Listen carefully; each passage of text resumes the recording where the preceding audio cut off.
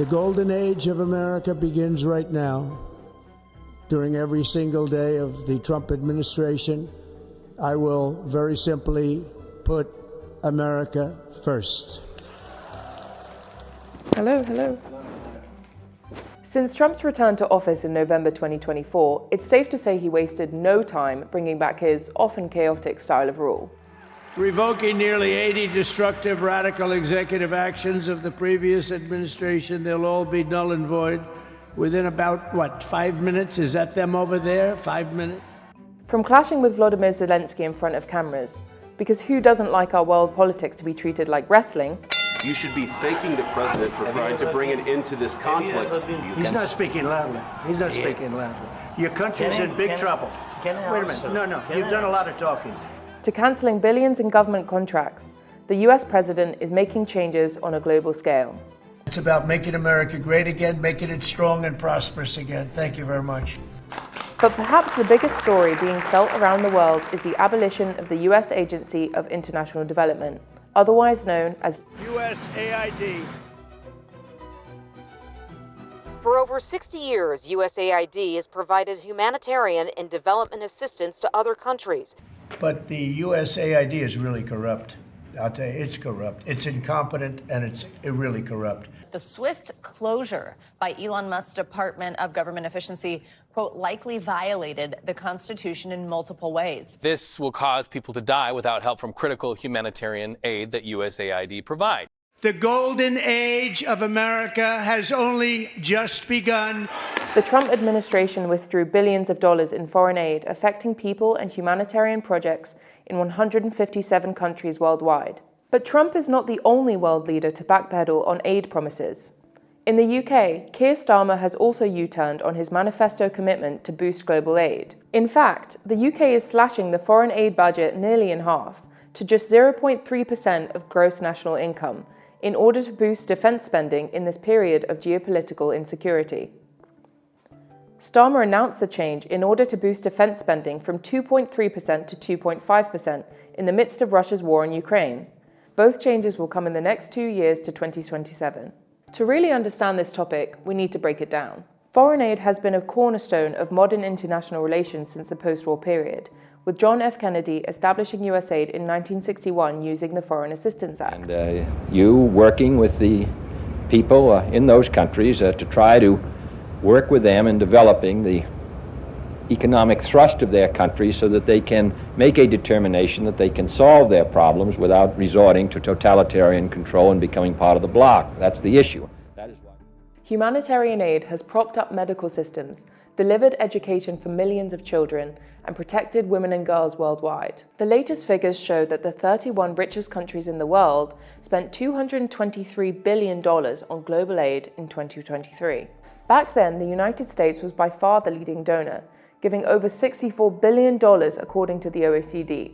Next up were Germany, EU institutions, Japan, and the UK. The United Nations says the richest country should spend at least 0.7% of their gross national income on aid. But the countries with the most money aren't necessarily the most generous. Before the cuts, the US was already far down on the list, spending just 0.24% of its gross national income on aid. Now, the US has slashed around $60 billion in foreign assistance, and it's unclear what programs, if any, will remain. In the UK, foreign aid met the 0.7% target under David Cameron's government up until 2020. But emergency measures during COVID and economic uncertainty meant that aid spending went down to just 0.5% and has never fully recovered. Kind of like my trust in politicians. In 2023, the UK spent over £15 billion on aid, but nearly a third of this was put towards housing for refugees in the UK. In the run-up to the 2024 election, one of Labour's promises was to bring aid spending back up. But as we mentioned earlier, now that he's in power, Keir Starmer is cutting foreign aid to its lowest level this century. The aid budget will now be cut to just 0.3% of gross national income, less than half of the UN recommended target. To understand the sheer scale of global aid cuts, we need to look at where the money goes. The UK's top aid destinations are Ukraine and Ethiopia, which is suffering from heightened humanitarian crises as a result of intense drought and flooding. These are just 2 out of dozens of countries which receive aid from the UK, and more if we're looking at aid from the US. In 2023, a third of US foreign aid was spent on economic development, followed by health programs, humanitarian assistance, and peace and security. Money is also spent on projects to support education, environmental protection, and protect against gender-based violence. Many of these projects have now shut down. One example is in family planning and sexual health. Millions of women worldwide have lost access to contraception as a result of the USAID cuts, with around 900,000 women and girls each week relying on US-funded programs. This is just the start of how women's health will be impacted. With limited access to contraception, birth rates will also go up, which will put a strain on women in countries like Niger, where mothers already have 6 to 7 children on average. And pregnancy will be even more deadly without US-funded maternal health services, like midwives. On the highest level, a sudden population boom will impact economies which are already struggling in areas with the highest poverty rates in the world. And all of this will have a lasting impact on the world as a whole, which is why foreign aid is beneficial for countries like the UK and the US. In Africa, the majority of countries rely heavily on aid from the US and the UK. In these countries, like Uganda, humanitarian projects provide essential infrastructure for healthcare and the education system.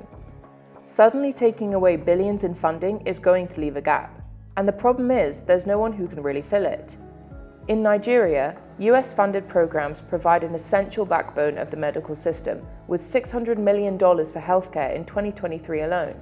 But now, they have to find the money from other sources. One option when it comes to plugging the gap left by USAID is to look to China, who are already the largest investors in Africa. China provides loans, grants, and investment worth hundreds of billions of dollars across the continent.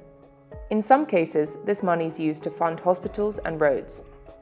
As the world's second largest economy by a long way, it's possible that China will step in and provide more money where the US and UK pull back. But research shows that most of China's development spending comes in the form of loans, and countries have already struggled to pay these back. The US is the wealthiest country in the world, and so can afford to spend more than other countries on global aid. As for the future, it might be that loans or conditions become a larger part of foreign aid. Just look at Ukraine, where Trump is trying to strike a deal to profit from local mineral mining. It'll be great for Ukraine. It's like a huge economic development project, so it'll be good for both countries. So what happens next for global aid? Nobody really knows. But what we do know is that the loss of US funding is already affecting millions of people each day. Charities, governments, and international organizations around the world are fighting to come up with solutions for the short-term and long-term consequences. But the fact is, without support from the US, global aid is going to look very different. As for how, we're going to have to wait and see. Aid, the concept of foreign assistance, is not a popular program in the United States. That is a well-known fact, and therefore there will not be farewell parades to you as you leave or parades for you when you come back.